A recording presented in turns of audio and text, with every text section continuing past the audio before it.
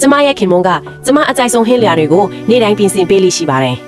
ကျမစိတ်ထဲမှာအရင်ပျော်နေမိပေမဲ့လည်းထုံးစံအတိုင်းပဲအဲ့ဟင်းတွေကိုယူပြီးအခန်းတော်မှာကတ်ပြီးတော့ပဲကုတ်ကုတ်လေးထိုင်စားမိပါတယ်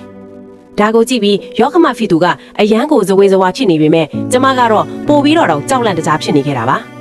အဲ့ဒီတော့မှလက်ထောက်ဖြစ်သူကကျမရဲ့အတိတ်အကြောင်းကိုခင်မွန်းတယ်စီရှင်းပြပါတော့တယ်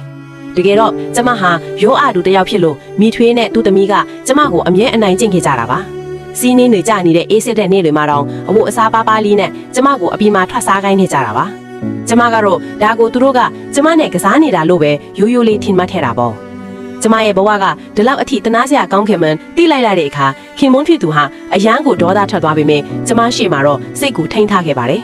သူကအိမ်ဖော်ရီကိုခေါ်ပြီးကျမကိုလှလှပပပြင်ဆင်ပေးဖို့ခိုင်းလိုက်တဲ့အခါမှာတော့ဘဲပေါက်လေးဘဝကနေကြော့ရှင်းတဲ့ဂန်းဖြူလေးတစ်ကောင်အဖြစ်ပြောင်းလဲသွားတဲ့ကျမရဲ့အလှတရားကြောင့်သူဟာမျက်တောင်ခက်တန်းငေးမောနေမိပါတော့တယ်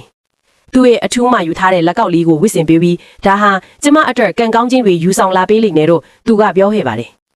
ကျမရဲ့ဂုံဒရိတ်ကိုအားလုံးသိစေဖို့အတွက်ခင်မွန်းဖီသူဟာဂုံပြူပွဲတစ်ခုကျင်းပပေးခဲ့ပေမဲ့ပွဲစကနီးမှာပဲအရေးကြီးကိစ္စတစ်ခုပေါ်လာလို့ခဏထွက်သွားခဲ့ရပါတယ်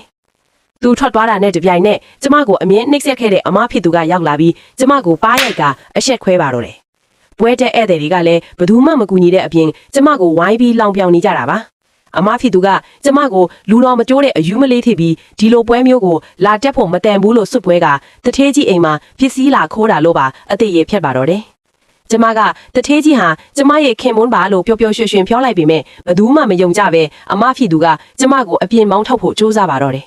အဲ့ဒီအချိန်မှာကျမရဲ့လက်ကောက်လေးပြုတ်ကျသွားရာကနေအမဖြစ်သူကဒါတထေးကြီးရဲ့လက်ကောက်နင်ခိုးလာတာပဲဆိုပြီးကျမကိုအဖြစ်ပေးဖို့လုပ်နေတော့မှပဲခင်မွန်းဖြစ်သူပြန်ရောက်လာပြီးကျမ်းပြင်ပေါ်ကလက်ကောက်နဲ့ကျမရဲ့မျက်ရည်တွေကိုမြင်လိုက်တဲ့အခါမှာတော့သူဟာဒေါသကိုမထိန်နိုင်တော့ပါဘူးသူကကျမရဲ့အားနေနေတဲ့ခန္ဓာကိုယ်လေးကိုပွေ့ချီလိုက်ပြီးမထွက်သွားခင်မှာတော့အဲ့ဒီရုပ်မာတဲ့အမဖြစ်သူကိုထိုက်တန်တဲ့သင်ခန်းစာပေးလိုက်ဖို့သူ့ရဲ့လက်ထောက်ကိုအမိန့်ပေးလိုက်ပါတော့တယ်ဗျာ